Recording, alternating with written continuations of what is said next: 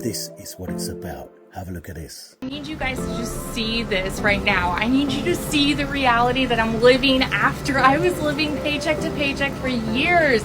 You guys, I am standing on the balcony of our penthouse suite. If you are new over here, my name is Victoria and I started digital marketing 10 months ago without a single expectation of living my dream life like this. I never in a million years thought that I would go from making $1,200 a month to averaging 5 figures a month.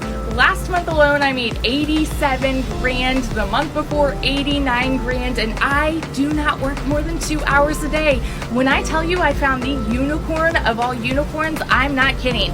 If you have been sleeping on digital marketing, there is a reason Forbes has predicted this to be the fastest growing industry out there and one of the highest paying jobs of 2024. And it is because people are seeing massive income, because when you are promoting a product that is in high demand, e-learning industry is in super high demand right now, y'all, for people to work from home, to find ways to market their businesses that they already have, to find ways to create digital products.